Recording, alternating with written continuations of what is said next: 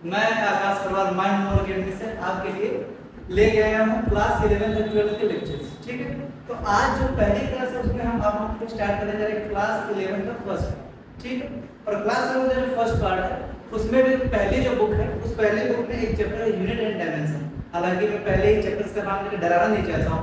ठीक है, तो हम धीरे धीरे इन चीजों को समझते जाएंगे। आपकी ये जो लेक्चर्स होंगे, आपकी जो क्लासेस चलती है रेगुलर स्कूल्स में, कोचिंग्स में, उनसे काफी अलग होगी। ठीक है, अब किस मायनों में तो होंगे जरा उनको समझ लेते हैं। जैसे स्कूल्स या कोचिंग में आपने फिजिक्स को फॉर्मूले और डेफिनेशंस और न्यूमेरिकल्स इन तक सीमित रखा होगा। ठीक है, अगर कोई फिजिक्स बोलता है तो सबसे पहले आपके दिमाग में कुछ इक्वेशंस आ जाती होंगी, कुछ फॉर्मूले आ जाते होंगे, कुछ थ्योरी आ जाती होंगी, कुछ डेफिनेशन आ जाती होंगी। लेकिन फिजिक्स केवल इतनी भर की नहीं। ठीक है, और कई सारे बच्चों के दिमाग में यही चीज रहती है कि फिजिक्स बहुत टफ सब्जेक्ट है। ठीक है, और खासकर बायो वाले बच्चों के दिमाग में यह आ जाता है। लेकिन फिजिक्स टफ है क्यों, समझना तो ये पड़ेगा। तो फिजिक्स टफ इसलिए नहीं कि फिजिक्स अपने आप का सब्जेक्ट ही टफ है। फिजिक्स टफ इसलिए लगती है क्योंकि जिस तरह से फिजिक्स हमको पढ़नी चाहिए शायद उस तरह से हम पढ़ नहीं पाते। ठीक है, तो फिजिक्स को पढ़ना किस तरह से चाहिए हम जरा उसको समझेंगे। और जिस तरीके से फिजिक्स पढ़ना चाहिए अगर उस तरीके से पढ़ोगे तो फिजिक्स कभी जिंदगी में टफ नहीं लगेगी। किसी भी मोड़ पे फिजिक्स टफ बन जाए तो मुझे बता देना। ठीक, तो फिजिक्स है क्या चीज एक्चुअली और उसको पढ़ते कैसे हैं जरा इसको समझते हैं। ठीक, तो मैं आप लोगों से थोड़ी बहुत चर्चाएं करूंगा और फिर उसके बाद अपना सब्जेक्ट स्टार्ट करेंगे। ठीक, तो आज का जो पहला चैप्टर है वो यूनिट एंड डायमेंशन। ठीक है, आपका पहला चैप्टर क्या है, यूनिट एंड डायमेंशन। लेकिन अगर आपकी पुरानी वाली एनसीईआरटी किसी ने देखी होगी और नहीं देखी है तो मैं बता देता हूँ। पुरानी वाली एनसीईआरटी में एक चैप्टर हुआ करता था, उस चैप्टर का नाम है फिजिकल वर्क। ठीक है, ये चैप्टर 1 हुआ करता था पुरानी वाले एनसीईआरटी में। नई वाले एनसीईआरटी में चैप्टर 1 ये है, पहले ये चैप्टर 2 हुआ करता था। तो फिजिकल वर्क हटा दिया गया, जब था तो भी कोई पढ़ाता तो नहीं था, उस पर बहुत ज्यादा ध्यान नहीं दिया जाता था। खासकर स्कूल में तो एकदम ही इग्नोर किया जाता था, जैसे कि आपकी एक्स ने आपको किया वैसे इसको इग्नोर करते। ठीक है, और इग्नोर करने के पीछे का कारण यह था कि फिजिकल वर्क की जो एक्सरसाइज में साफ साफ लिखा हुआ था कि ये क्वेश्चन एग्जामिनेशन पर्पस से नहीं पूछे गए और इस चैप्टर का एग्जामिनेशन से कोई लेना देना था नहीं। तो फिर दिया क्यों गया? ठीक, और अगर दिया गया था तो फिर पढ़ाया क्यों नहीं जा रहा था? इन सब चीजों के बारे में समझते हैं और फिर उसके बाद हम अपना चैप्टर स्टार्ट करते हैं। ठीक, तो अभी मैं यूनिट एंड डायमेंशन से पहले आप लोगों को फिजिकल वर्ल्ड ही पढ़ाऊंगा। और मान लीजिए कि ये आपका 0th चैप्टर। कौन चैप्टर? 0th chapter. ठीक है, अब 0th चैप्टर जो है उससे क्वेश्चन नहीं पूछे जाएंगे, पहले भी नहीं, जब था तो पूछे नहीं जा रहे थे, जब नहीं है तो क्या पूछे जाएंगे। ठीक, तो 0th चैप्टर से क्वेश्चन तो नहीं पूछे जाएंगे, पर इस 0th चैप्टर में खास चीज ये है कि हमको फिजिक्स क्या है इसकी फील दिलाती है। ठीक है, तो फिजिक्स है क्या चीज है उसको समझते हैं। मैं इसको लिखता हूं फिलॉसफी ऑफ फिजिक्स।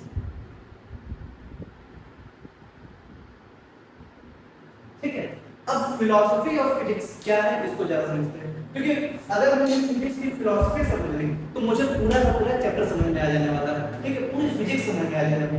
तो फिलॉसफी ऑफ फिजिक्स है क्या? सबसे पहले फिलॉसफी वर्ड आप लोगों में कितने लोग जानते हैं? अगर जानते हैं तो बहुत अच्छी बात है, नहीं जानते हैं तो मैं बताता हूँ।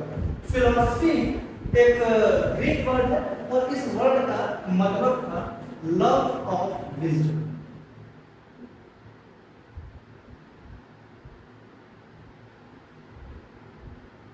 ठीक है, इस वर्ड का मतलब फिलॉसफी का मतलब क्या है? Love of wisdom. अभी मैं फिजिक्स की बात नहीं कर रहा, अभी हम धीरे धीरे हिस्टोरिकली चलते आ रहे हैं। तो इस लव ऑफ विजडम में फिलॉसफी कहते हैं किसको? तो एक्चुअली जो फिलॉसफी वर्ड है, फिलॉसफी अपने आप में जो सब्जेक्ट है वो डिस्कस करता है कुछ बहुत ही मतलब कि हमारी यूनिवर्स के बहुत ही बेसिक क्वेश्चंस पे, जैसे कि लाइफ क्यों एग्जिस्ट करती है, लाइफ एग्जिस्ट करने के पीछे का कारण क्या है, क्या ये जो वर्ल्ड है ये यही वर्ल्ड है, क्या इसके सिवा कोई वर्ल्ड हो सकता है, या फिर इस तरह के क्वेश्चन। तो जो फिलॉसफी है वो इन तरह के क्वेश्चंस को डिस्कस करती है। हिंदी में इस फिलॉसफी को बोलते हैं दर्शन शास्त्र। दर्शन हमारे जो डॉक्टर सर्वपल्ली राधाकृष्णन है, हमारे सेकंड टाइम प्रेसिडेंट भी थे, और जिनके याद में हम टीचर्स डे भी मनाते हैं, ठीक है। तो वो जो जिस सब्जेक्ट के टीचर थे वो फिलॉसफी है, यानी वो दर्शन शास्त्र के ही टीचर थे, ठीक। अब ये दर्शन शास्त्र या फिलॉसफी जो है वो स्टार्ट कहाँ से है और उससे फिजिक्स का क्या लेना देना है, ठीक है। वैसे तो हर एक सब्जेक्ट की, अगर मैं बायो की बात करूँ तो बायो की भी अपनी फिलॉसफी है, केमिस्ट्री की भी अपनी फिलॉसफी है, मैथ्स की भी अपनी फिलॉसफी है, उसी तरह से फिजिक्स की भी अपनी फिलॉसफी है। और अगर आपने पेट अभी ना भरा हो तो मैं बता देना चाहता हूँ कि जितनी भी रिलीजन्स है, चाहे हिंदू धर्म, चाहे मुस्लिम धर्म, चाहे सिख धर्म, चाहे ईसाई धर्म, चाहे बौद्ध धर्म, चाहे जैन धर्म, सारे के सारे धर्मों की अपनी अपनी फिलॉसफी, ठीक है। तो जो फिलॉसफी है वो केवल और केवल साइंटिफिक चीजों से उसका लेना देना नहीं है, उसका लेना देना रिलीजियस चीजों से, ठीक है। और हर एक धर्म अपनी फिलॉसफी के अनुसार अलग अलग तरीकों के पैटर्न्स बनाते हैं, अलग तरीकों से पूजा करते हैं, अलग तरीके से आराधना करते हैं, अलग तरीकों को भगवान में विश्वास करते हैं, कुछ लोग आत्मा में विश्वास करते हैं, कुछ लोग नहीं करते हैं। तो खैर वो उनका पॉइंट ऑफ व्यू, ठीक, उससे हमको बहुत ज्यादा लेना देना नहीं है। हालांकि फिजिक्स में उन सब चीजों के बारे में भी हम थोड़ा बहुत समझेंगे, जानेंगे, क्योंकि फिजिक्स जिस तरह से फिजिक्स बढ़ी हुई है और जिस तरह से फिजिक्स की ग्रोथ होती है, तो एक टाइम तक जाते जाते जाते जाते हम एक पॉइंट पर जरूर ऐसे पहुंचते हैं जहां पर हम उन चीजों के बारे में बात करते हैं कि आत्मा होती की है कि नहीं, लाइफ को एग्जिस्ट करती है, इन तरह की बातें। लेकिन हालांकि अभी तो हम स्टार्ट कर रहे हैं, तो अभी मैं उन लेवल्स पे पहुंचाना नहीं चाहता। तो फिलॉसफी और फिजिक्स का आपस में क्या लेना देना है, ये जरा समझते हैं, ठीक। तो हम जरा फिलॉसफी के बारे में समझते हैं। और फिलॉसफी को समझना है तो फिलॉसफी को समझने के लिए जो सबसे बेहतर चीज है, सबसे बेहतरीन तरीका है फिलॉसफी को समझने के लिए, वो समझना है ह्यूमन हिस्ट्री, ठीक है। आज तक फिजिक्स इसीलिए टफ लगती है क्योंकि हम फिलॉसफी और फिजिक्स नहीं समझते, अब नहीं लगेगी, ठीक है। अब ह्यूमन हिस्ट्री से फिलॉसफी का लेना देना क्या है, मैं लिख देता हूं ह्यूमन हिस्ट्री एंड फिलॉसफी। तो जब आपने इतिहास पढ़ा होगा कभी बचपन में, तो बताया जाता होगा कि जो ह्यूमंस थे वो पहले जंगलों में रहते थे, पहले तो 4 पैरों पर चलते थे, ठीक है। तो ह्यूमंस का जो डेवलपमेंट है वो बहुत महत्वपूर्ण है। कुछ लोग कहते हैं कि हम बंदरों से डेवलप हुए हैं, कुछ लोग कहते हैं कि अदर चीजों से हमारे जीन मिलते हैं। हालांकि जो डेवलपमेंट होता है वो ब्रांच टाइप का होता है, वो किसी एक चीज से दूसरी चीज, दूसरी से तीसरी, तीसरी से चौथी, एक चेन नहीं। चेन वाला जो मतलब अगर किसी ने बायो पढ़ा होगा तो इवोल्यूशन में जानता होगा, समझता होगा कि चेन टाइप की इवोल्यूशन नहीं होती है, ब्रांच वाली इवोल्यूशन होती है, ठीक है। तो हम किससे बने हैं ये कह पाना थोड़ा मुश्किल। हालांकि ये बात होता है कि इंसान पहले 4 पैरों पर चलते थे, फिर उसके बाद वो 2 पैरों पर हो गए। अब इन 2 पैरों पर होने से फायदा क्या हुआ कि बाकी के जो जानवर थे वो 4 पैर पर चलते थे, और जो इंसान 2 पैर पे हुआ तो जो हाइट होती है इंसान की वो अचानक से बहुत ऊंची होगी, क्योंकि हम जब 4 पैर पे होते हैं तो ये बात लॉजिकल है, 4 पैर पर होने में हमारे जो बैकबोन है वो मुड़ी होती है, तो हमारी जो आंखें होती हैं वो नीचे दिखती हैं, और जो हाइट होती है वो थोड़ी कम होती है। तो धीरे धीरे जो इंसान 2 पैरों पर खड़ा होना शुरू हुआ, जब 2 पैरों पर खड़े हुए तो उनको बहुत दूर तक दिखाई देता था, ठीक है। और उसी टाइम पर सारे के सारे जानवर जंगल में रहते थे, इंसान भी मतलब जानवर ही तो उस टाइम पे जंगल में रहते थे, ठीक है। तो जब इंसानों को दूर तक दिखाई देने लगा तो पहला तो वो अपने शिकार को बहुत आराम से देख पाते थे कि वो कहाँ पर खड़ा है, और दूसरा जो इंसानों का शिकार करने के लिए आता था उसको भी बहुत दूर से देख लेते थे कि हमारे पास कोई शिकार करने के लिए आ रहा है। तो 2 पैरों पर जब खड़े हुए फिर उसके बाद थोड़ा सा ह्यूमन जो है वो बाकी जानवरों से सुरक्षित रहने लगे। फिर उसके बाद क्या किया कि जो जानवर शिकार करते थे और जिन जानवरों का शिकार होता था, जंगल में 2 ही तरह के लोग होते थे, कुछ जो शिकार करते थे और कुछ जिनका शिकार होता था। ह्यूमंस जो थे वो दोनों चीजों में उनका शिकार हो भी जाता था और वो शिकार करते भी थे। तो जो ह्यूमंस है और बाकी जानवर है वो एक एक ग्रुप में, एक एक कॉलोनी में रहते थे। उस वक्त तक कॉलोनी का मतलब नहीं पता था, लेकिन फिर भी अपने आप को सुरक्षित करने के लिए एक साथ कई लोग इकट्ठा रहते थे। और जब कई लोग इकट्ठा रहते थे, कई इंसान इकट्ठा रहते थे, एक साथ रहते थे, तो उनको बाकी जानवरों से सुरक्षा कर पाना या बाकी लोगों का शिकार कर पाना थोड़ा इजी होता था, आसान होता था। ठीक है, फिर उसके बाद क्या हुआ कि इंसान शिकार करते करते करते करते इंसानों को कभी खेती करना आ गया। अब खेती करना कैसे आ गया? देखते थे कि कोई चिड़िया है, वो खाया फल, बीज फेंक दी, वहां पर नया फल उग गया, फिर कोई आया, वो उस बीज को खाया, फिर फेंक दिया, फिर नया फल। तो इस तरह देखते देखते उनको समझ में आया कि अच्छा खेत है, अगर ऐसे मैं एक ही जगह पर कई सारे बीज बो दूं तो कई सारे फल एक साथ निकल सकते हैं, और यहीं से खेती करने का तरीका समझ में आता है। और अगर मैं बोलूं कि ह्यूमंस को बाकी जानवरों से अलग बनाने के लिए सबसे इंपॉर्टेंट अगर कोई इवेंट हुआ था हिस्ट्री में, तो वो था कि किसान जो इंसान है वो खेती करना सीखे। अब इससे बहुत ज्यादा फर्क क्या पड़ता है? खेती करना तो बहुत नॉर्मल चीज समझ में आती है ह्यूमन की हिस्ट्री में, लेकिन ये इतनी मतलब बेहतरीन खोज थी इंसान की कि इसी ने इंसानों को बाकी जानवरों से अलग कर दिया। मैं पूछता हूँ कि अगर वहां किसी और जानवर को खेती करना आ जाता, क्या वो भी इंसानों की तरह डेवलप हो जाता? आंसर है हाँ, हो जाता। अब पूछोगे कि इतना क्या खेती में खास बात है? तो खेती में जो खास बात है वो ये है कि अगर किसी ने खेती करना सीख लिया, यानी कि अगर किसी कोई ग्रुप एग्रीकल्चर प्रैक्टिस करना चाहता, तो उसके बाद उसके पास स्टोर्ड फूड होगा। स्टोर्ड फूड का मतलब कि अब आज मेरा पेट भर गया तो कल मुझे खाने के लिए दर दर भटकना नहीं, मेरे पास कल के लिए भी खाना, मेरे पास परसों के लिए भी खाना। और अगर किसी ने एक बहुत अच्छे स्केल में खेती कर ली तो उसके पास 3-4 महीने के लिए खाना।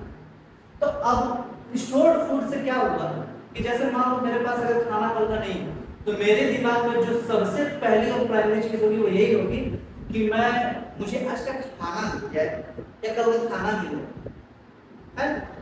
अगर किसी के पास खाना नहीं है तो क्या उसके दिमाग में कोई दूसरा भी ख्याल आता होगा?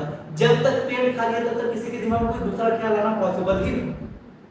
तो किसी के पास पेट तो भरा ही हुआ है, उसके बाद कल और परसों की चिंता भी नहीं करनी है खाने की।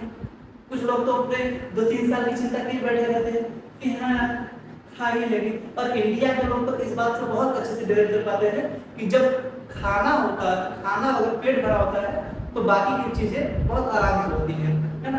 इंडिया में लोग खाना नहीं खा रहे, इंडिया के लोग खाना भर के ठूस के, मतलब खाने का तरीका क्या होता है कि एकदम गले तक खा चुके हैं, बैठे हैं, पहले तो आधा घंटा हिल नहीं जाता है, ऐसे पड़े रहते हैं। तो और वही बैठे बैठे फिर हाँ भाई शाम के खाने का क्या प्लान है? ठीक, तो इंडिया के लोग तो ऐसे हैं, तो वो तो स्टोर्ड फूड की महत्वता उससे ज्यादा कोई समझ ही नहीं सकता है। तो स्टोर्ड फूड जो था उससे क्या होगा कि आगे के कल के परसों की और उनके आने वाले दिनों की खाने की चिंता खत्म होगी। और जब खाने की चिंता खत्म होगी तो बैठे बैठे करेंगे क्या? सोचेंगे। उस टाइम में तो फोन भी नहीं था कि बैठ के रील चलाने लगे या यूट्यूब देखने लगे। ह्यूमन हिस्ट्री में जब उस वक्त की बात है तो उस वक्त खाने के सिवा कुछ करने को था ही नहीं है। जाके फिर उसके बाद बंदरों के साथ पक्का बोका पड़ी खेल रहे होंगे, फिर उसके बाद बैठ के सोचना शुरू कर दिए, अगल बगल देखना शुरू कर दिए। और जब अगल बगल देखना शुरू कर दिए तो अपने अगल बगल की कई सारी चीजों को ऑब्जर्व किया, जैसे कि हर एक फिक्स इंटरवल के बाद सनराइज होता है और थोड़ी देर बाद सनसेट होता है। तब देखना शुरू किए किसी भी चीज को ऊपर फेंको तो वो नीचे आ जाती है। फिर देखना शुरू किए कि जब बारिश होती है तो उस टाइम पर नए नए पौधे बहुत ज्यादा खिलते हैं। तो ये सब प्रोसेसेस। अब मैं पूछूं क्या ये सब प्रोसेसेस हमारे ऑब्जर्व करने से पहले नहीं होते? जब इंसान इन चीजों को देखना शुरू किए, क्या उससे पहले सूर्य नहीं होता होगा? क्या उससे पहले सूर्य नहीं होता होगा?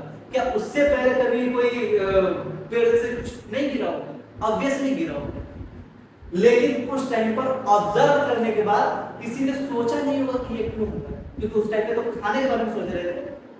और जब खाने के बारे में नहीं सोच रहे हैं तो फिर इन सब इवेंट्स के बारे में सोचेंगे। और जैसे ही इन सब इवेंट्स के बारे में सोचना शुरू किए तो फिर ये सब क्वेश्चन एक के बाद एक के बाद एक के बाद एक के बाद इस स्तर तक पहुंच गए कि एक टाइम तक ये सब क्वेश्चन यहाँ से बढ़ के इस लेवल तक पहुंच गए कि सोचना है कि इंसान इस धरती पे क्यों है, लाइफ क्या होती है, लाइफ की क्या इंपॉर्टेंस है, जीवन क्या है, इस तरह के क्वेश्चन। और ये सब क्वेश्चन इस स्टैंडर्ड के हैं कि इसका आज तक कोई क्लियर कट जवाब नहीं है। हाँ, पर क्वेश्चन उसी वक्त है, उसी वक्त के जिस वक्त इंसानों ने खेती करना स्टार्ट कर दिया, सीख लिया। तो एग्रीकल्चर से समझ में आया कि नहीं है कि एग्रीकल्चर ने क्या इंपैक्ट डाला था।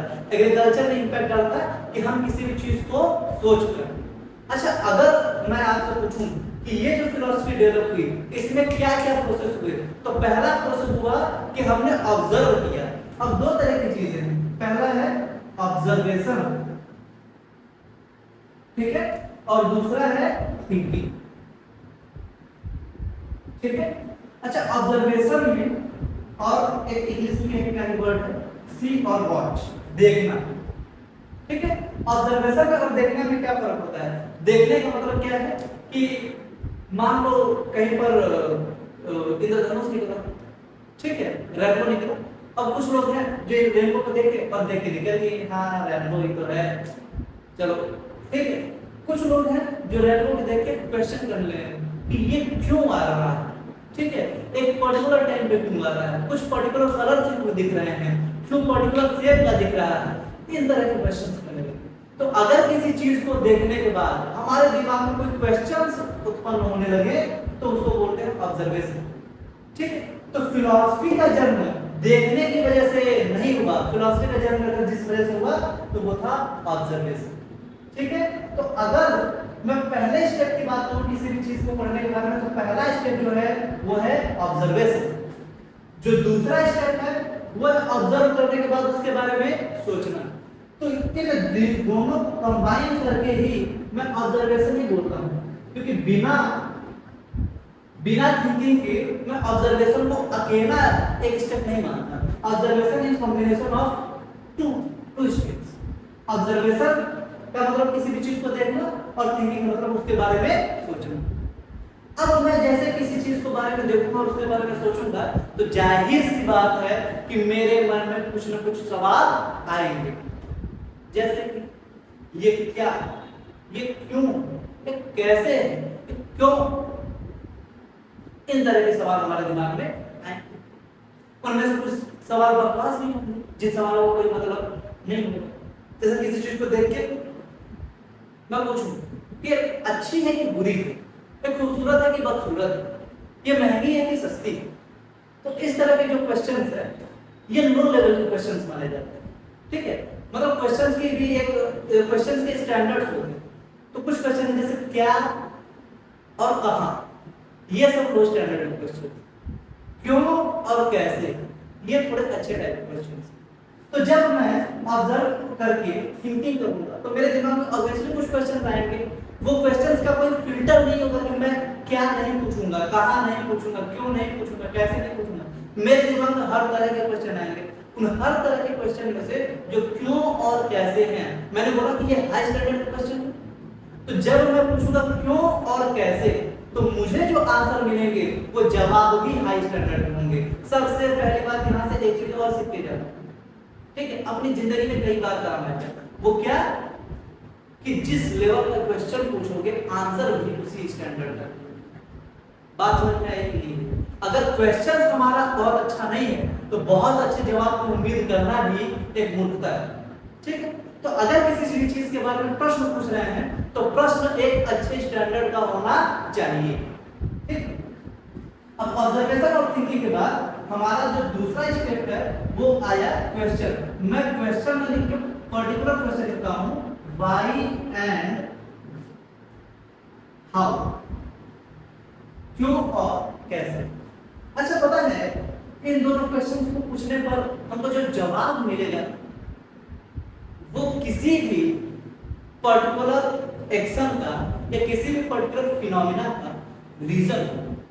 मैं क्यों और कैसे किसी चीज का जान गया तो समझ लो उस घटना के होने के पीछे का कारण ही हमको पता चल गया। जैसे मैं क्या पढ़ा रहा हूं, ये फिजिक्स है, ठीक है, मैं क्या पढ़ा रहा हूं, नॉर्मल क्वेश्चन, इसका आंसर क्या है, फिजिक्स। मैं कहां पढ़ा रहा हूं, एक पर्टिकुलर क्वेश्चन, ये क्या है, ये भी एक नॉर्मल क्वेश्चन। लेकिन मैं पूछूं कि क्यों पढ़ा रहा हूं और कैसे पढ़ा रहा हूं, ये मेरे पीछे की इंस्पिरेशन है, मेरी पूरी कहानी बयान हो सकती इन दो क्वेश्चन से कि मैं क्यों पढ़ा। तो किसी भी चीज से, किसी भी इंसान से या किसी भी पर्टिकुलर चीज के बारे में अगर उसकी इंस्पिरेशन या उसका कोर समझना हो तो हमको दो क्वेश्चन पूछने चाहिए, व्हाई एंड हाउ, क्यों और कैसे। अब जैसे ही हम क्यों और कैसे पूछेंगे तो हमको पता चलेगा उसका रीजन।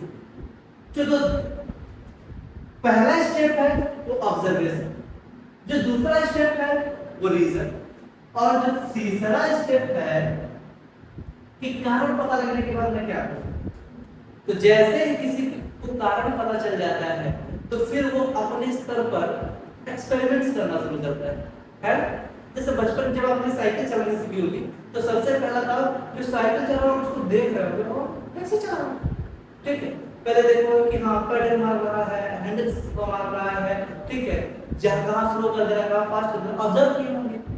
जब हम खुद साइकिल चलाना स्टार्ट किए होंगे तो हमने पूछा होगा कि हैंडल कैसे संभालते हैं, पेडल कैसे मारते हैं, ये सब चीजें ना आप बचपन से ही, ह्यूमन की जो साइकोलॉजी है ना वो हमेशा से हिस्ट्री वाली रही है, हमेशा से ही फिलोसफिकल रही है। हमेशा से हम जब बचपन में थे तो भी हम क्यों और कैसे ही पूछते थे, ज्यादातर क्वेश्चन क्यों पापा, कैसे पापा, क्यों मम्मी, कैसे मम्मी, यही क्वेश्चन हमारा। लेकिन फिर उसके बाद फिर यही जो स्कूल सिस्टम है और जो हमारी ढर्रा बना हुआ है इसमें हम क्यों और कैसे को भूल के क्या कहाँ पर ज्यादा फोकस करने लगते हैं, जो कि बहुत अच्छे क्वेश्चन नहीं, ठीक। तो जब हम साइकिल सीखते हैं तो हम रीजन पूछते हैं कि क्यों ऐसे करते हैं, कैसे ऐसा करते हैं। जैसे ही हमको रीजन पता चलता है फिर उसके बाद हम क्या करते हैं, साइकिल सीखने के बाद फिर हम एक हाथ से चला सकते हैं कि नहीं, दोनों हाथ छोड़ के चला सकते हैं कि नहीं, दोनों हाथ छोड़ के और दोनों पांव ऊपर करके चला सकते हैं कि नहीं। These are the experiments. कुछ एक्सपेरिमेंट्स में हम सफल होते हैं, कुछ में सफल नहीं होते हैं, लेकिन ह्यूमंस हमेशा इन तीन स्टेप में ही किसी चीजों को सीखता है। पहला ऑब्जर्वेशन, दूसरा रीजन और मैं तीसरा पूछूं तो ये है एक्सपेरिमेंट। बात समझ में आई कि नहीं है?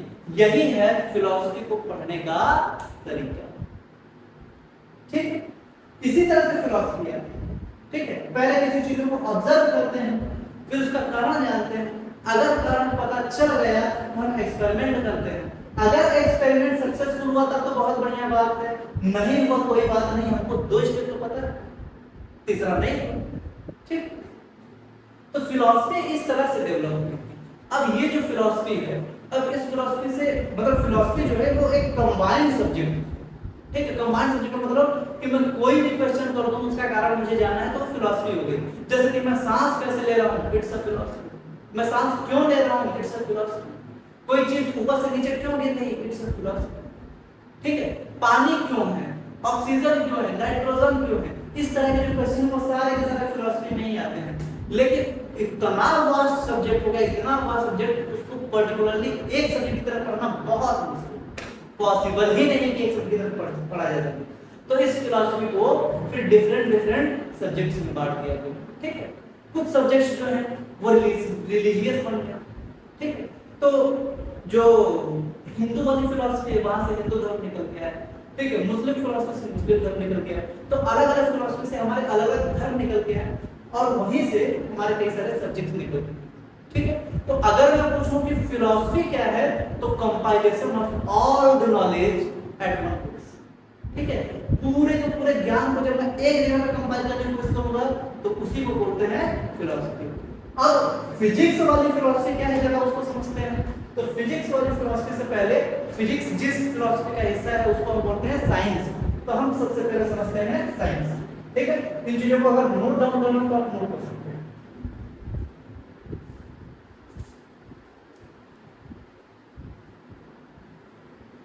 तो अब हमको समझना है जरा साइंस।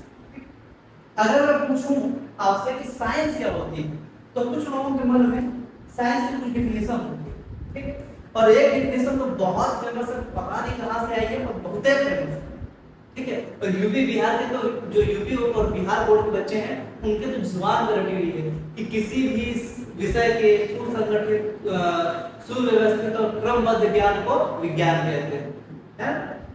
लेकिन हम जब साइंस को समझते हैं कि साइंस क्या सच में सुसंगठित सुव्यवस्थित और क्रमबद्ध है साइंस की उत्पत्ति एक वर्ड से हुई है सिंटिया, और इस सिंटिया का इंग्लिश में मतलब होता है टू नो, यानी कि जानना। टू नो यानी कि जानना। अब क्या जानने को ही साइंस कहते हैं? जैसे कि मैं आपसे पूछूं कि मैं अपने परिवार वालों को जानता हूं, क्या ये साइंस है? मैं अपने दोस्तों को जानता हूं, क्या ये साइंस? आप भी अपने दोस्तों को जानते होंगे, क्या ये साइंस? नहीं। मैं जिस जगह पे खड़ा हूं उस जगह को मैं जानता हूं, क्या ये साइंस? फिर कौन से जानने को साइंस बोला जाता है? अगर संस्कृत की बात करें तो संस्कृत में शब्द आता है विज्ञान, जिसका मतलब वहीं से उत्पत्ति हुई है एक शब्द विज्ञान। इस विज्ञान का मतलब भी होता है जानकारी या ज्ञान। ठीक है। उर्दू की बात करें तो उर्दू में एक वर्ड आता है इल्म। इस इल्म का मतलब भी होता है जानना। जैसे किसी ने सुना होगा आप लोगों ने कई बार कि मुझे इस बात का इल्म नहीं था कि ऐसा हो सकता है। इस इल्म नहीं होने का मतलब मुझे इस बात की जानकारी नहीं थी कि ऐसा बात समझ में नहीं है। तो कौन से जानकारी है, कौन से ज्ञान को विज्ञान कहते हैं? जरा इसको भी समझना जरूरी है। हर तरह का ज्ञान विज्ञान थोड़ी होता है, हर तरह की जानकारी साइंस थोड़ी। तो कौन सी साइंस, कौन से क्वेश्चन, कौन सी जानकारी? तो मैं अगर अपने पेरेंट्स को देखूं और मैं बोलूं कि मैं उनको जानता हूं, तो ये तो कोई बात नहीं। लेकिन मैं अगर ये जानता हूं कि वो ही मेरे पेरेंट्स क्यों हैं, इस बात का अगर मुझे रीजन पता है तो वो साइंस। तो अगर मैं पूछूं कि साइंस क्या है, किस चीज की जानकारी है, तो वो जानकारी है व्हाई एंड हाउ की, क्यों और कैसे की। समझ में आया? अब साइंस थोड़ा सा रूप समझ में आ रहा होगा कि फिलॉसफी से कैसे निकली, क्योंकि फिलॉसफी में जो दूसरा क्वेश्चन, जो दूसरी चीज थी वो है व्हाई एंड हाउ, क्वेश्चन से। ठीक है। तो व्हाई एंड हाउ यानी कि मैं अपने फैमिली को जानता हूं, तो वही मेरी फैमिली क्यों है, अगर मुझे इस बात की जानकारी है तो वो साइंस है। क्योंकि साइंस ही प्रूव कर सकती है कि मेरे पेरेंट्स वही क्यों है, कोई और क्यों नहीं। समझ में आया कि नहीं आया? ठीक है। तो इसको बोलते हैं साइंस। अब इस साइंस में बहुत मतलब कि किन किन चीजों की जानकारी है, बहुत सा पार्ट। जैसे कि अगर मुझे पॉलिटिक्स की जानकारी है, दैट्स कॉल्ड पॉलिटिकल। अगर मुझे एग्रीकल्चर की जानकारी है, दैट्स कॉल्ड एग्रीकल्चरल साइंस, कृषि विज्ञान। अगर मुझे घर की चीजों के बारे में जानकारी है, घर की चीजों का मतलब कि घर की जो इंटरनल चीज उनके बारे में जानकारी है, इट्स कॉल्ड होम साइंस। तो अलग अलग तरह के साइंस, और बहुत साइंस, एक साइंस नहीं, बहुत। इन बहुत सारे साइंस में जो तीन मेजर पोर्शन है साइंस के, वो क्या क्या है? तो तीन मेजर पोर्शन जिन बेसिस पर बांटे गए, उनमें जो पहला पोर्शन है वो बांटा गया रिस्पॉन्ड के अंदर। ठीक है। अब रिस्पॉन्स क्या होता है? जैसे कि मान लो मैं इसको ऐसे ऐसे उंगली करता हूं, ये बोर्ड मुझे कुछ करेगा? नहीं करेगा। मैं जाके कमरे की किसी दीवार को ऐसे ऐसे पोंछ लगा दूं, मुझे कुछ कर सकता है? नहीं। लेकिन अगर सामने रोड पे जाके किसी चलते इंसान को मैं ऐसे ऐसे उंगली करूं, क्या करेगा? थप्पड़ पड़वा देगा। ठीक है। अगर वो अपोजिट जेंडर हुआ या कोई इंसान, तो फिर पूछो ही मत, फिर वो तो पूरा मोहल्ला मिलकर मुझे पीटेगा। तो चाहे पीटेगा फिर भी करे यार, वो क्या है? एक रिस्पॉन्स है। अगर मैं किसी भी ऑब्जेक्ट को डिस्टर्ब करता हूं और उस डिस्टरबेंस के आधार पर मुझे वो रिस्पॉन्स मिलता है, तो इसका मतलब कि जब मैं उसकी स्टडी करूंगा तो उसको मैं बोलूंगा लाइफ साइंस। लाइफ साइंस का दूसरा नाम क्या है? बायोलॉजी। ठीक है। जो दूसरा तरीका है वो है रिएक्ट करने। रिएक्ट करने का कि मान लो मैं पानी से अभी नहा के आया, पानी से नहा के आने के बाद क्या मेरा नेचर बदल जाएगा? अरे मान हो सकता है थोड़ा बहुत काले से गोरे हो जाए या फिर थोड़े बहुत साफ सुथरे दिखने लगे, पर रहेंगे तो वही है। ऐसा तो कभी नहीं हुआ होगा ना कि मैं नहाने से पहले गया था, मेरी मम्मी बोली थी हाँ मेरा बेटा नहाने जा रहा है, नहा के निकल, अरे ये कौन? ऐसा तो नहीं हुआ होगा। नहाने गए थे इंसान बनकर, फिर नहा के निकलना कुत्ता बन के, ऐसा तो नहीं हुआ होगा। ठीक है, तो अगर मैं पानी अपने ऊपर डालूं या किसी भी चीज के ऊपर डालूं, उसका नेचर तो वही रहेगा। पानी मान लो मोबाइल पे डालना, मोबाइल खराब हो सकता है, लेकिन ऐसा तो नहीं कि मोबाइल में पानी डाल दें मोबाइल कंप्यूटर बन जाएगा। रील वाली बात मत करना, रील में कुछ भी हो सकता है। बहुत सारी रील मैंने देखी थी, उसमें पानी डाल के पता नहीं क्या क्या बना देते हैं, वो एडिटिंग वाली बात। रियलिटी में है, रील और रियलिटी में एक फर्क है। तो ऐसा तो नहीं हो सकता। लेकिन अगर वो पानी मैं सोडियम में डाल दूं या सोडियम को ही पानी में डाल दूं, चलिए तो बदलने की बात करते हो, वो जो पार्टिकल है ना धमाका करेगा, धमाका बम बन जाएगा। ठीक है, तो अगर कोई चीज रिएक्ट करने का मतलब कि किसी के साथ मिलने पर या किसी डिस्टरबेंस की वजह से अपना नेचर ही बदल देती है, तो मैं उसको बोलूंगा वो रिएक्ट कर गई। और इस चीज की जो स्टडी होती है उसको हम करते हैं केमिस्ट्री की। समझ में आया? अब अगला चीज है रीजनिंग। रीजनिंग का मतलब कि मैं इस बातों को ऐसे ऊपर से नीचे फेंक दूं। ठीक है, तो ऊपर जब भी छोड़ूंगा ये नीचे आएगा, ये मुझे पता है। अब जब मैं इसका कारण जानूं ये नीचे क्यों आ रहा है, तो कारण जान सकते हैं, आप जान सकते हैं। ठीक है, तो किसी के सर पर सेब गिरा तो वो कारण बताएगा, उसी ने तो जिंदगी झंड कर दी है। ठीक है, तो कारण हमको पता है। पर अगर मैं जान भी लूं कि ऐसा क्यों हो रहा है, फिर क्या मैं इसका कुछ कर सकता हूं? मैं बोल दूं कि रुके रहना, मैं छोड़ दूं गिरना, या कुछ भी ऐसा कर सकता हूं जिसमें से गिरे। हम अगर हद से हद अगर कुछ कर सकते हैं तो केवल इसका कारण जान सकते हैं, उससे ज्यादा हमारी औकात ही नहीं है कि हम कुछ कर पाए। तो अगर हमारी औकात नहीं है, हमारी केवल और केवल इतनी सी औकात है कि हम रिजनेट कर सकते हैं, यानी कि हम कारण जान सकते हैं, तो जिसका भी कारण हम जान रहे हैं हम उसकी स्टडी को बोलते हैं फिजिक्स। ठीक है, फिजिक्स में हम इससे ज्यादा कुछ भी नहीं कर सकते। तो ये तो किसी और कोई और पढ़ाएगा आपको, ये भी कोई और पढ़ाएगा, और ये है आपको नहीं पढ़ाऊंगा। ठीक है, फिजिक्स। तो फिजिक्स में बेसिकली हमको क्या करना है समझ में आया नहीं आया? फिजिक्स में हमको पढ़ना है केवल और केवल कुछ घटनाओं को का रीजन। ठीक है, अब ये कौन सी घटना है ये भी पता होना चाहिए, कौन सी घटना है। ठीक है, तो अब हम थोड़े थोड़े स्पेसिफिक होते जा रहे हैं अपने सब्जेक्ट पे, यानी कि फिजिक्स से।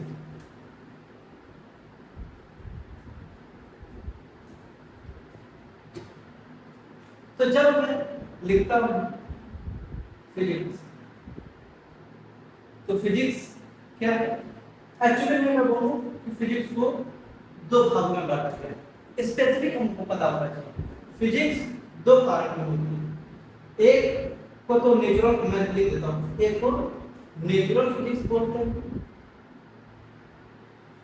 और जो दूसरी है उसको बोलते हैं मेटाफिजिक्स। नेचुरल और आर्टिफिशियल मत समझ लीजिए, ये कौन सी फिजिक्स है? नेचुरल फिजिक्स, और ये मेटाफिजिक्स। अब जो नेचुरल फिजिक्स है वो तो वही फिजिक्स है जो आप लोग पढ़ते रहते हैं, जैसे कि law of gravitation, current, charge, heat, thermodynamics, बला बला एसएचएफ वगैरह। ये सब जिस फिजिक्स का हिस्सा है उस फिजिक्स को हम क्या बोलते हैं? Natural physics. और मेटाफिजिक्स फिर क्या है? नेचुरल फिजिक्स आप पढ़ेंगे 11th एंड 12th एंड उसके बाद जो भी पढ़ते रहेंगे, मतलब इन चीजों को और ज्यादा सिंपलीफाई करके पढ़ाया जाएगा और ज्यादा डिटेल में पढ़ाया जाएगा। तो इसको हम क्या बोलते हैं? Natural physics. मेटाफिजिक्स क्या होती है? पहली बात कि एक को तो पढ़ना है तो इसका जवाब में कभी नहीं, आपको मेटाफिजिक्स कभी पढ़ाया ही नहीं जाएगा। ऑफिशियल तौर पे मतलब फॉर्मल एजुकेशन में आपको मेटाफिजिक्स कभी भी पढ़ने को नहीं मिलेगा। मेटाफिजिक्स होती क्या है? एक्चुअली मेटाफिजिक्स जो है मैंने बताया था ना कि सारी फिलॉसफी से निकल के आया सब्जेक्ट है। तो मेटाफिजिक्स उन क्वेश्चंस पे बिलीव करती है जो कि फिलोसॉफिकल क्वेश्चंस, जैसे कि ट्रूथ ऑफ लाइफ, ठीक है, पर्पस ऑफ लाइफ, इस तरह के क्वेश्चन।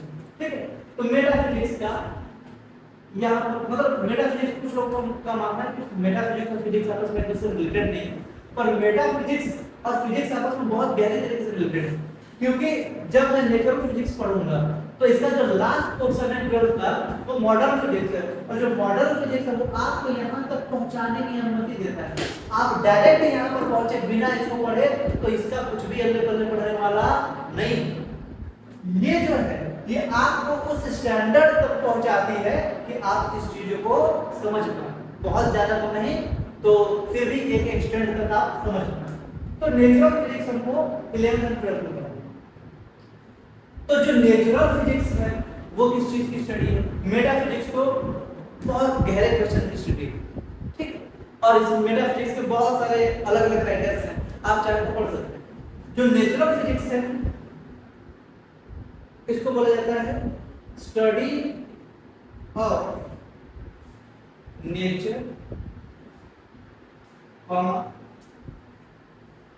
नेचुरल फिनोमिना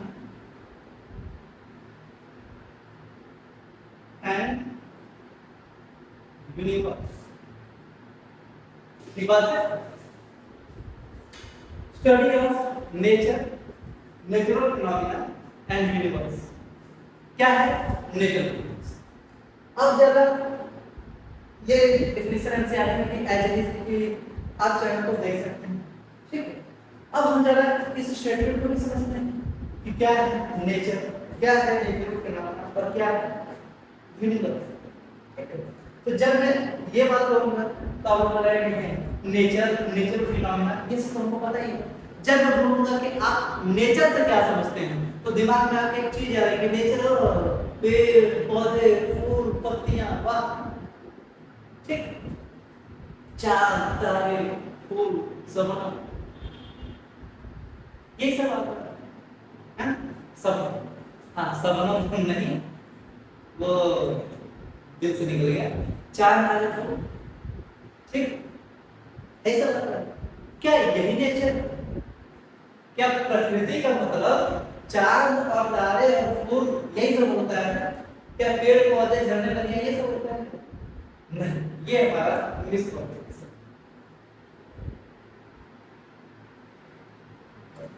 ये हमारा मिसकॉन्सेप्शन।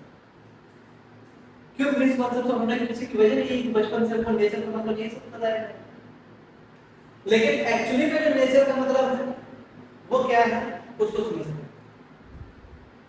जब मैं नेचर की बात करूंगा तो मुझे इसके साथ ही साथ यूनिवर्स की बात करनी भी उतनी ही जरूरी थी ताकि वो नेचर की बात करूं। जब तक मैं इसको नहीं जानूंगा इसको समझना पॉसिबल नहीं, ठीक है। तो अब जरा सा यहाँ से एकदम स्पेसिफिक होकर स्टार्ट होते हैं, ठीक है। और यहाँ से बहुत ध्यान से सुनते जाइए क्योंकि इसके पहले तो मैंने बहुत भूमिका मानी थी फिजिक्स की। अब यहाँ से फिजिक्स क्या है उसको हमको समझना बहुत इंपॉर्टेंट है, ठीक है। जैसे कि मैं पूछूं कि पहले तो फिजिक्स क्या है? Study of nature and natural phenomena. लेकिन हम किसकी स्टडी करते हैं फिजिक्स में? पहला चैप्टर मोशन, दूसरा मोशन, तीसरा एनालिसिस मतलब Newton's law of motion, force, friction, ठीक है। क्या ये सब नेचर? क्या कोई कार चल रही है नेचुरल चीज? क्या कोई पार्टिकल ऊपर से नीचे गिरा है नेचुरल चीज? सोचिए, क्या ट्यूबलाइट जल रही है, लाइट जल रही है, फैन चल रहा है, करंट, क्या ये सब नेचुरल? नेचर का मतलब तो आपके दिमाग में पेड़ पौधे फूल पत्ती ये सब आ रहा है। क्या ये सब चीज की स्टडी हम करते हैं फिजिक्स में, क्या वो नेचर है?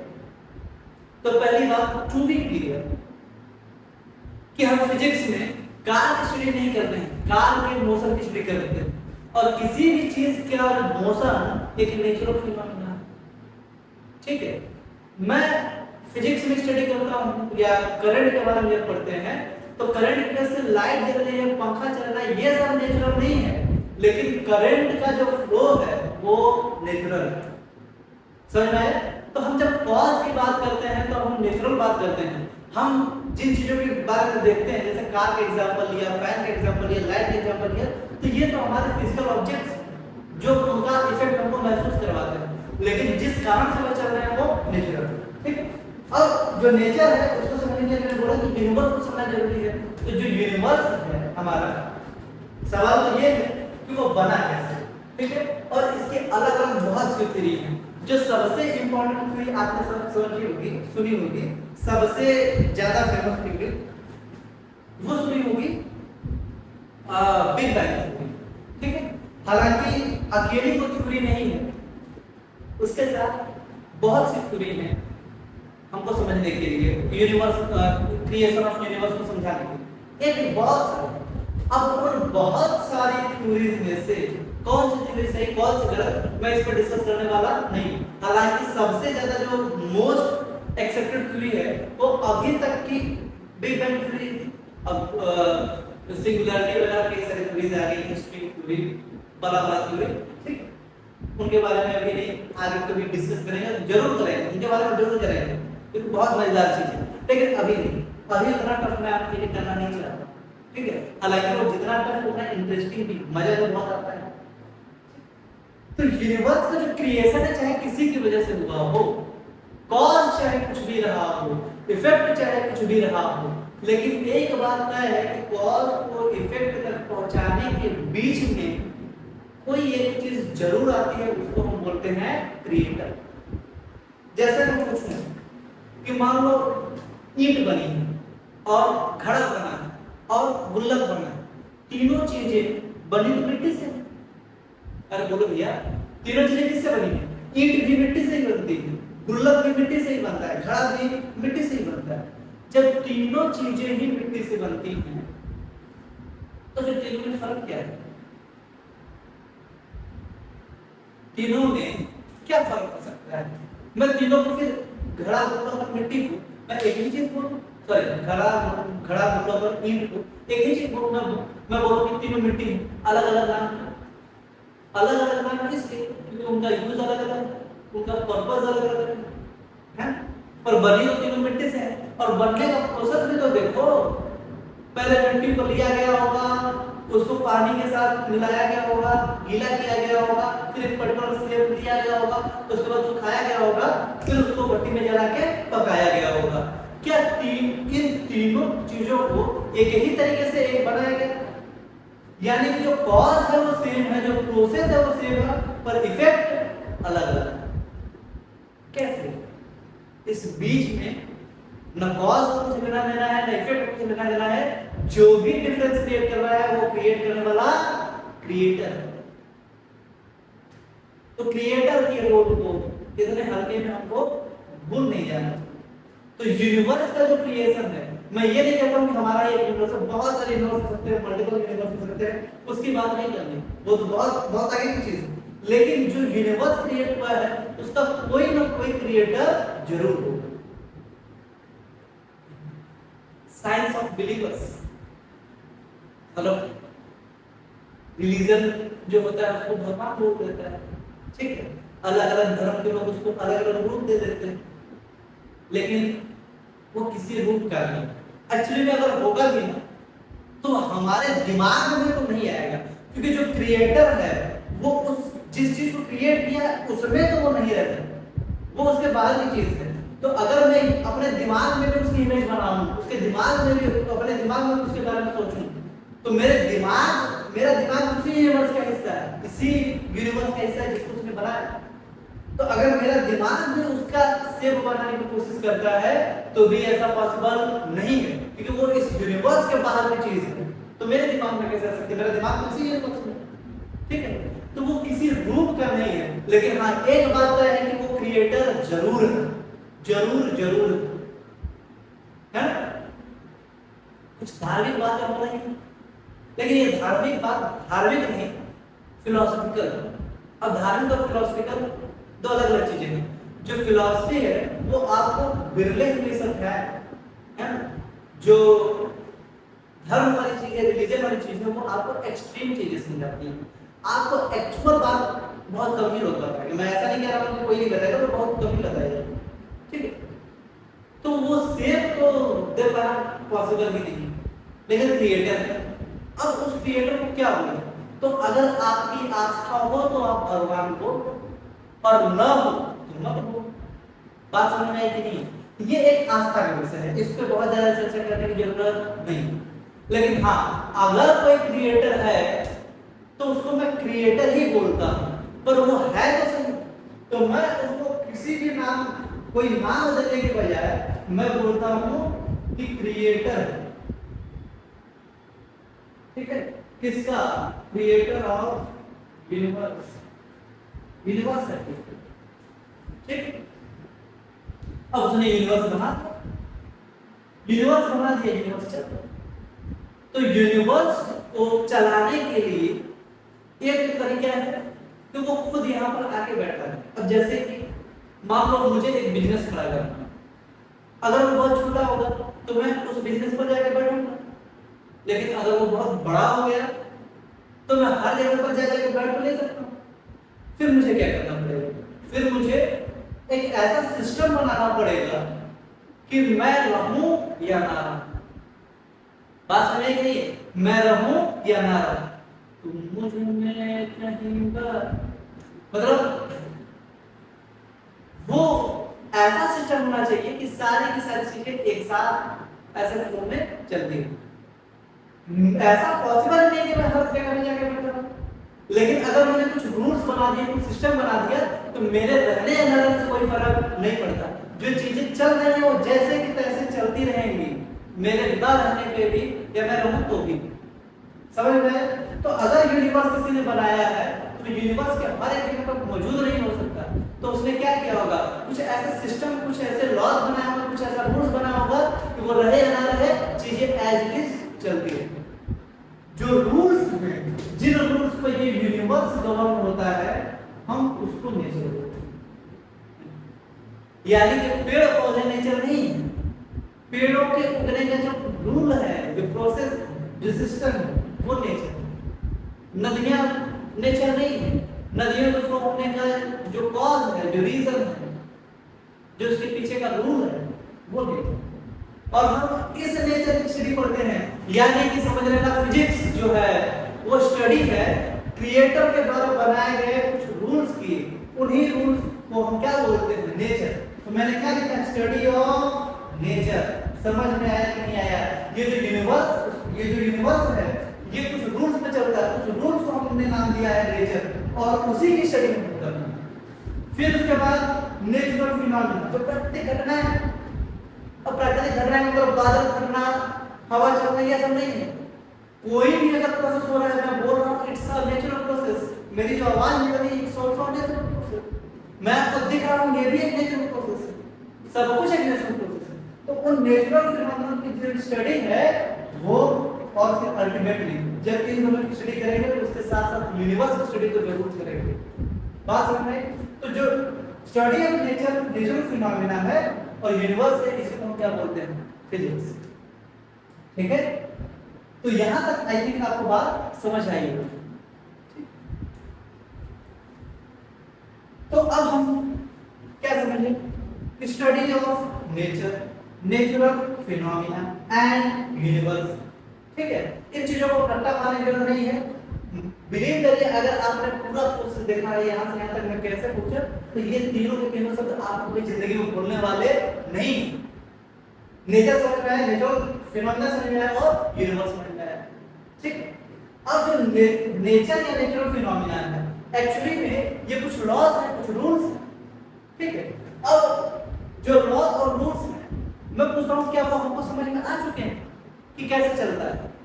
तो शुरुआत में तो बिल्कुल समझ में नहीं है, लेकिन जैसे जैसे हम सोचना समझना शुरू किए तो फिर धीरे धीरे हमको चीजें समझ में आने लगी। जैसे आप लोगों में बहुत से लोग क्रिकेट देखते होंगे, ठीक? तो हम लोग भी बचपन में क्रिकेट देखते थे। तो हम लोगों का जो बचपन है, मतलब जो मेरा बचपन है, आप लोगों को खैर थोड़े से बाद में आए होंगे, पर जो गांव से बिलोंग करते हैं, तो हम लोगों के टाइम पर क्या होता था कि गांव में लाइट्स वगैरह उतनी ठीक ठाक नहीं आती थी, है? और सबके घर पे टीवी भी नहीं होता था, बहुत कम ही लोग थे जिनके पास टीवी। तो गांव में क्या होता था कि ऐसे बहुत बड़ा सा घर के सामने द्वार होता था, वहीं पर कहीं पे टीवी लगी, उस टीवी में क्रिकेट चल रहा है और सब लोग देख रहे हैं। तो हम लोग ऐसे कितनी भर थे, तो जब मैच चल रहा था ऐसे सब लोग इकट्ठा होकर देखते थे, तो हम लोग भी जाकर वहीं में बैठ के देख लेते थे। तो एकदम सीरियस समझ ऐसे देख रहे हैं वर्ल्ड कप। उस समय जाकर हम पूछ रहे हैं कि ये कौन है? हैं? तो एक बार दो बार कोई बताता था, फिर उसके बाद अलग अलग क्वेश्चन ऐसे पूछे 3-4 बार, तुरंत थप्पड़ पूछो बैठो, भगा देते थे हमको। तो हम लोगों की मजबूरी थी कि ठीक है, फिर कर ही क्या सकते, क्वेश्चन पूछना बंद कर दे, तो चुपचाप ऐसे देख। पर उसमें कुछ समझ में आने वाला था ही। तो जब समझ में नहीं आता था फिर भी जब सब लोग देख रहे थे तो हम लोग भी देखते थे, और जब देख रहे हैं तो देखते देखते देखते देखते हमको कुछ चीजें धीरे धीरे समझ में आने लगी। तो पहले तो मुझे यही नहीं पता था क्रिकेट क्या है, बहुत ज्यादा पता हुआ तो क्रिकेट पता हुआ, फिर बैट्समैन कैसे किसे कहते हैं, उस टाइम में बैट्समैन चला था, आज तो बैटर बोलते हैं, तो बैट्समैन किसे कहते हैं, बॉलर किसे कहते हैं, धीरे धीरे ये सब पता चला। उसके बाद राउंड क्या होता है, 4 क्या होता है, 6 क्या होता है, विकेट क्या होता है, ये सब धीरे धीरे देखते देखते पता चला। फिर करते करते करते करते एक दिन हम खुद ही मैदान में उतर गए खेलने के लिए, और जब मैदान में उतरे खेलने के लिए तब फिर हमको समझ में आया कि हाँ बहुत सारे रूल्स हैं जो मुझे पता चल चुके हैं, केवल देखते देखते, किसी ने बताया नहीं था, पूछते ही नहीं थे कि फिर से बाकी भगा दीजिए, तो पूछते सब कुछ देखते देखते पता चला। ठीक उसी तरह से अगर मैं 10 साल में क्रिकेट के बारे में इतने रूल्स जान सकता हूँ, तो जो इंसान है इतिहास में सोचो कितना पुराना है, तब से लेके अब तक हम यूनिवर्स को ऑब्जर्व ही तो करते आ रहे हैं, और जब ऑब्जर्व करते आ रहे हैं, देखते आ रहे हैं, तो कुछ कुछ नियमों की जानकारी हमको अब तक लग चुकी है। ठीक, तो जो लॉज है या जो रूल्स है, रूल्स और लॉज ऑफ यूनिवर्स, ये हम धीरे धीरे अब समझना शुरू किए। पहले सुन के थे, अब बहुत अच्छे स्टैंडर्ड पे पहुंच चुके हैं। मैं ये नहीं जानता कि पूरे लॉज को समझ चुके हैं या नहीं, ये हो सकता है कि हम जो समझे वो गलत हो, मतलब पूरी तरह से सही ना, लेकिन फिर भी जितना हमने ऑब्जर्व किया और जितना हमने आज तक देखा उसके हिसाब से सब कुछ तो अभी तक ठीक ही समझे। तो जो रूल्स एंड लॉज हैं जिसपे ये पूरा यूनिवर्स गवर्न होता है, उनको हम धीरे धीरे समझते हैं, और उन लॉज को जब हम कंपाइल करते हैं किसी बुक में, तो जो बुक है उसी का नाम है फिजिक्स। यानी कि आज की जो फिजिक्स की बुक है जो आपके हाथों में पड़ी होगी, आपके बैग में पड़ी होगी, आपके घर में पड़ी होगी, वो कोई हल्की फुल्की किताब नहीं है। ये जो किताब है ना, ये उन नियमों की को एक कंबाइन करके रखा गया है जिन नियमों से पूरा का पूरा यूनिवर्स चल रहा है, पूरा ब्रह्मांड चल रहा है ना। तो बैठे बैठे पूरे ब्रह्मांड के चलने की जानकारी यहीं से ले रहे हैं। तो ये जो फिजिक्स है, अब इन फिजिक्स को समझने के लिए, इन लॉज को समझने के लिए हमें कुछ टर्म्स डिफाइन करना। क्या डिफाइन करना पड़ा? कुछ टर्म्स जिनकी हेल्प से हम इन लॉज को समझेंगे। अब ये टर्म्स है क्या? ये टर्म्स जैसे कि अगर मैं कोई चीज को ऊपर से नीचे फेंकता हूं, गिरती है, तो ऊपर से नीचे गिरने में ये कुछ अपनी पोजीशन चेंज की, ठीक है। अब जब तक मुझे टर्म्स नहीं पता होंगे, मैं किसी लॉ को समझा ही नहीं सकता कि पोजीशन क्या होती है, डिस्प्लेसमेंट क्या होता है, टाइम क्या होता है, फोर्स क्या होता है। तो ये सब क्या है? टर्म। अगर हम कुछ के इन टर्म्स का उपयोग ना करें और मुझे लॉ ऑफ ग्रेविटी समझा दें या ग्रेविटेशनल लॉ समझा दें, पॉसिबल ही नहीं। तो जितने भी लॉ हैं उनको समझने के लिए हमने क्या किया? कुछ टर्म्स डिफाइन किए, और उन टर्म्स का नाम है फिजिकल क्वांटिटी।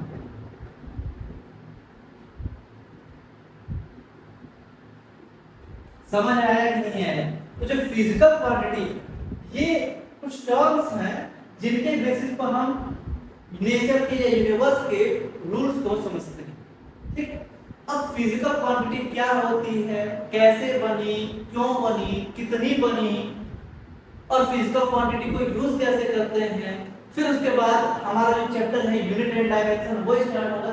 आज मैंने बहुत बेसिक बातें की हैं, बहुत बेसिक। एक्चुअली ये फिजिक्स का बेस, इसको समझे बिना आप फिजिक्स को समझ ही नहीं सकते। तो ये धीरे धीरे बेस स्टार्ट करते जाएंगे। और मैंने आज जितना पढ़ाया, शुरुआत में मैंने एक चीज बोली थी, वो क्या बोला था कि फिजिक्स को फिजिक्स पढ़ने के तरीके से पढ़ना पड़ेगा। हम फिजिक्स को पढ़ते कैसे हैं कि इक्वेशन पढ़ी, लॉज पढ़ा, थ्योरम पढ़े, खत्म, तुरंत कूद गए मेरे को। नहीं, फिजिक्स ऐसे अगर पढ़ोगे तो फिजिक्स डराएगी, बहुत ज्यादा डराएगी, थोड़ी बड़ी बहुत ज्यादा डराएगी, एकदम भयानक। तो फिजिक्स को जो पढ़ने का तरीका है वो ये है। फिजिक्स अगर पढ़ना है तो हमको हिस्ट्री वाइज धीरे धीरे और इन सब क्वेश्चन के साथ पढ़ना पड़ेगा। और मैंने बताया कि 3 स्टेप, ऑब्जर्वेशन, रीजन और एक्सपेरिमेंट। फिजिक्स इन्हीं तीनों चीजों पर बेस्ड, ठीक है। तो हम अगर कोई चैप्टर स्टार्ट करते हैं तो सबसे पहला प्रोसेस ये होगा कि हम उस चैप्टर से रिलेटेड चीजें अपने अगल बगल ऑब्जर्व करें। जैसे मैं बोल दिया कि मोशन इन स्ट्रेट लाइन, तो अगर मोशन इन स्ट्रेट लाइन पढ़ना है तो पहले स्ट्रेट लाइन में अपनी जिंदगी में जितने भी मोशन होते हैं उन सबको ऑब्जर्व करना है, पहला बात। दूसरी बात कि कुछ क्वेश्चंस पूछने, जब ऑब्जर्व करेंगे तो ऑब्वियसली कुछ क्वेश्चंस मिलेंगे। मैं ये नहीं बोल रहा हूं कि उनका आंसर भी आपको तुरंत मिल जाएगा, लेकिन एटलीस्ट जब तक क्वेश्चन नहीं होगा तब तक उसका आंसर पाने की उम्मीद भी नहीं, ठीक है। पहले बीच में मैंने बोला कि जिस तरह के क्वेश्चन पूछेंगे उस तरह के जवाब मिलेंगे। तो अगर आपके दिमाग में क्वेश्चन है तो आपका दिमाग थोड़ा खाली होगा, कुछ जानकारी भरने के लिए प्रिपेयर होगा, तभी जब कुछ पढ़ाया जाएगा तो आप तक पहुंचेगा। अगर आप क्वेश्चंस नहीं पूछेंगे तो आप किसी भी चीज को जानने के लिए रेडी ही नहीं, ठीक। तो जब भी मैं फिजिक्स पढ़ाऊं या कुछ भी कोई चैप्टर स्टार्ट करूं तो उससे पहले आपके दिमाग में जो उससे रिलेटेड चीजें उसको देखें और ऑब्जर्व जरूर करें, ठीक है। तो बाकी की जो आगे की बातें हैं वो नेक्स्ट लेक्चर में करेंगे। तब के लिए धन्यवाद।